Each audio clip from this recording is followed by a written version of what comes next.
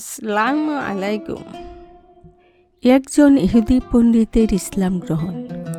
আব্বাসীয় খলিফা মামুনুর রশিদের দরবারে মাঝে মাঝে শিক্ষা সম্পর্কিত বিভিন্ন বিষয়ে আলোচনা সভা অনুষ্ঠিত হতো।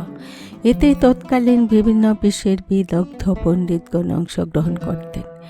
একদিন এমনি এক আলোচনা সভায় সুন্দর চেহারাদারী সুগন্ধযুক্ত উত্তম পোশাক পরিহিত জৈনৈক ইহুদি পণ্ডিত আগমন করলেন এবং অত্যন্ত প্রাঞ্জল অলঙ্কারপূর্ণ এবং জ্ঞানগর্ভ আলোচনা রাখলেন। বিস্মিত খলিফা সভা শেষে তাকে ডেকে জিজ্ঞেস করলেন, আপনি কি ইহুদি? তিনি স্বীকার করলেন। মামুন তাকে বললেন, আপনি যদি মুসলমান হয়ে যান তবে আপনার প্রতি সুন্দরতম আচরণ করা হবে। তিনি উত্তরে বললেন, প্রত্যেক ধর্ম বিসর্জন দেওয়া আমার পক্ষে সম্ভব নয়। এই বলে তিনি প্রস্থান করলেন। কিন্তু 1 বছর পর তিনি মুসলমান হয়ে আবার দরবারে আগমন করলেন এবং আলোচনা সভা ইসলামী ফিকহ সম্পর্কে সারগর্ভ ও যুক্তিপূর্ণ বক্তব্য স্থাপন করলেন। সভা শেষে মামুন তাকে ডেকে বললেন, আপনি কি ওই ব্যক্তি নন যিনি গত বছর এসেছিলেন? তিনি বললেন, হ্যাঁ, আমি ওই ব্যক্তি। মামুন জিজ্ঞেস করলেন, তখন তো আপনি ইসলাম গ্রহণ করতে অস্বীকার করেছিলেন, এখন মুসলমান হওয়ার কারণ কি? তিনি বললেন, এখান থেকে ফিরে যাওয়ার পর আমি সমকালীন বিভিন্ন ধর্মগুলো পরীক্ষা নিরীক্ষা করে দেখার মনস্থ করি। আমি একজন সুন্দর লিপিকার, স্বহস্তে গ্রন্থাদি লিখে উঁচু দামে বিক্রয় করি।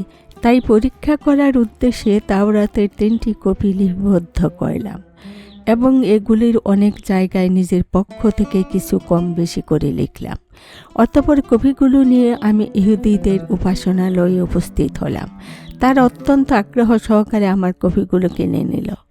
অতঃপর একইভাবে ইঞ্জিলের 3 কপি করলাম এবং তাতে কম বেশি করে লিখে খ্রিস্টানদের গির্জায় নিয়ে গেলাম। সেখানেও তারা খুব আগ্রহ ভরে কপিগুলো ক্রয় করে নিল।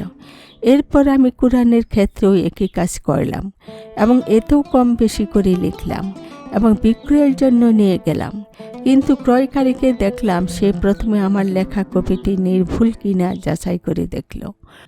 অতঃপর সেখানে কম বেশি দেখতে পেয়ে ক্রয় না করে কপিগুলো ফেরত দিল।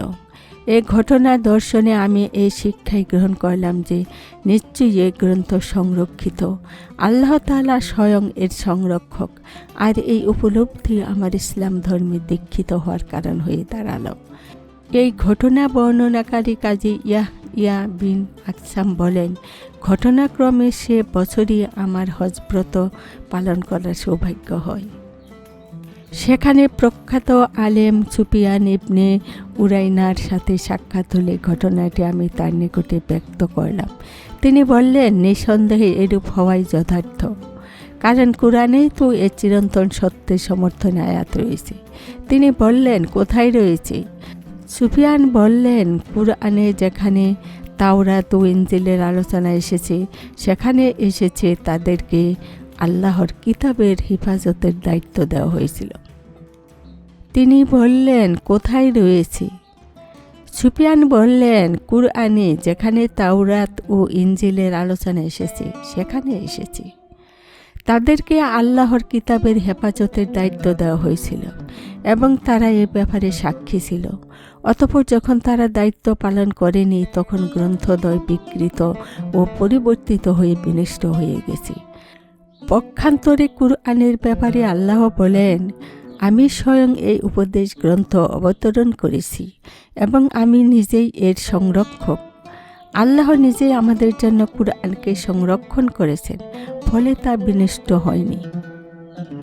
শিক্ষা: অন্যান্য আসমানি গ্রন্থসমূহ কালের বিবর্তনে বিকৃত হয়ে গেলেও কুরআন রয়ে গেছে সম্পূর্ণ অবিকৃত। এটা কুরআনের অন্যতম মুজিজা। আসসালামু আলাইকুম।